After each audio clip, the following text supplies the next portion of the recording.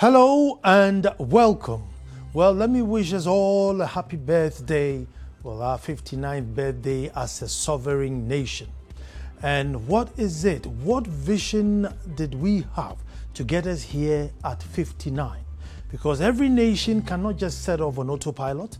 There must be a plan to set you off from A to B.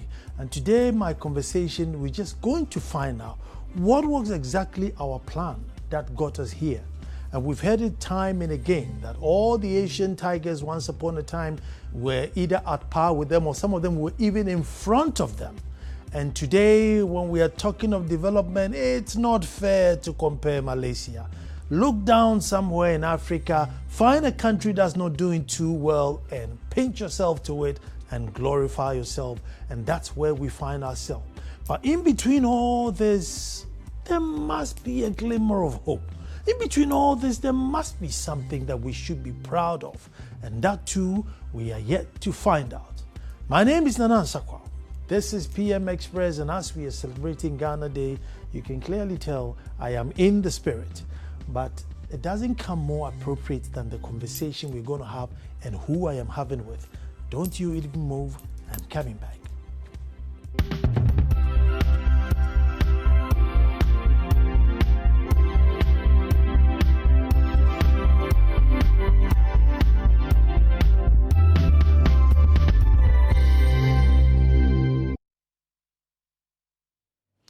Thank you very much for staying. What was the vision that got us here at age 59?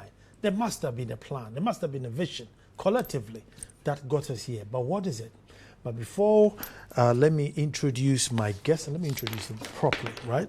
Now, I'm talking to Bishop Samuel Mensah. He's the president of the Full Gospel Church International in Ghana. He's the leader, he's a leadership development and transition management consultant. He's the co-founder of Omega Leadership International and a cutting-edge leadership capacity development organization. He is a trainer, facilitator at both local and international leadership training workshops and seminars. Recently, in July 2015, he briefly addressed the global gathering of leaders from 50 nations at the World Christian Leaders Workshop in South Korea. And as one of the delegates chosen to do so, he holds a bachelor's degree in theology, and he's a passionate Ghanaian and lives and breathes vision for leaders. Bishop, you're welcome. Thank you very much, Nana. Thank you very much, too. But we're going to watch this short clip, which will dovetail us into today's conversation. Watch this. Well, hello and welcome to, I don't know whether this is PM Express, but well, that's part of PM Express. Within our stay in London, something dawned on me. And I'm standing right in the seat of government, which is the Westminster House, where Parliament is taking place, as I talk now. Now, what amazes me is the sense of order within the city of London. Folks, there are just under 10 million people, about 9.868 million people living in London. And they've been policed by 31,000 police officers. So clearly there isn't each policeman to each citizen.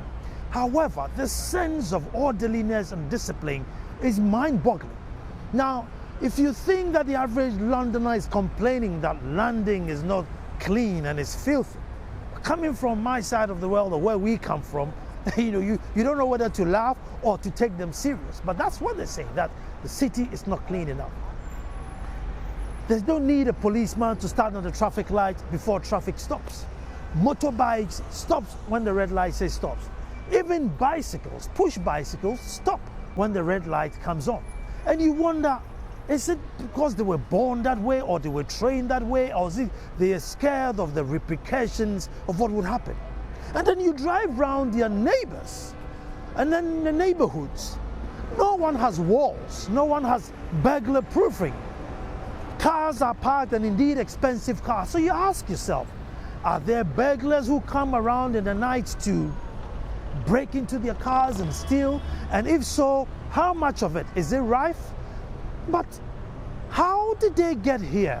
Because you look at our parts of the world, you build a half-decent house and you need a wall the size of Nsawam prisons to shield yourself. You need dogs that are wild and ready to eat human beings before you are safe. How can we also get this safe and have this sense of discipline and orderliness and live as human beings? Because I believe that as human beings, you don't need to be so paranoid and barricaded within your house or whatever it is.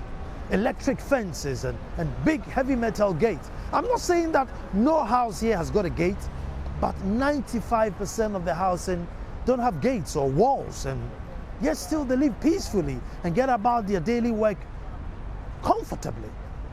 What amazes me is the discipline when it comes to zebra crossing. You step your foot on the zebra crossing and the nearest car stops for you to drive on.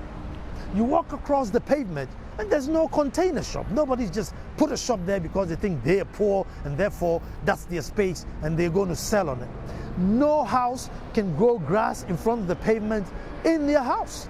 As you looking outside of the world, you know, any half-decent rich man thinks that the pavement belongs to me, therefore I put my royal palm, plant my grass there, and whoever is walking need to walk on the street. And therefore we have 6 people being run down on a daily basis because pedestrians and cars have to wrestle on the road, and obviously pedestrians lose. How can we also achieve this? Now, one thing that boggles me is, well, not every citizen of Ghana has come to this side of the world, but every leader who's worth his salt has come to this side of the world. Indeed, this is where they come and beg for all their monies. Don't they see some of these things that we can bring home and steady and also improve ourselves in the way we live? Sanitation.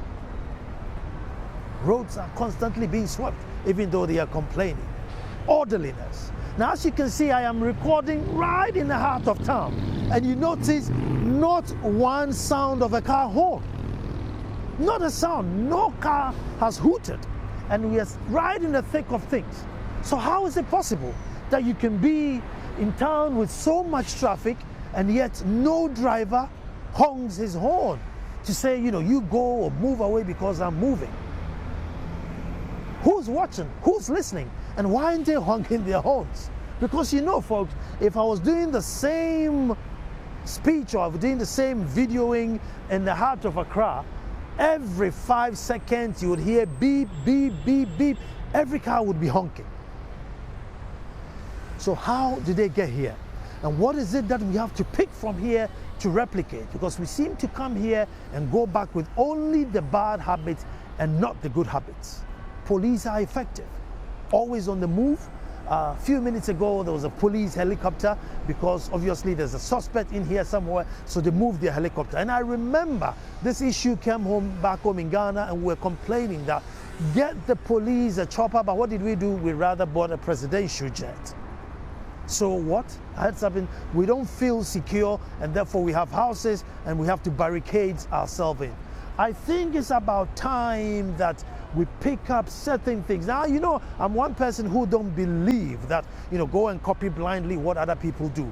However, as far as human rights is concerned, I think it cuts across board. There is a certain level of decency where it's accepted that you live in your house with a free mind, and that I don't think you have to be any culture, any race to have that sense of security. It is about time that when our leaders come around, they notice some of these things, find out how it was implemented here, and then we bring it back home. Look at the neighborhood. Every neighbor has got a green patch. There's always a green space for every neighbor. You don't have any chief, you know, my sort, coming to sell it willy-nilly. So there's a green space where children can play, where old folks can sit and have their sandwich and enjoy the weather. Every area has a dedicated green space. And guess what?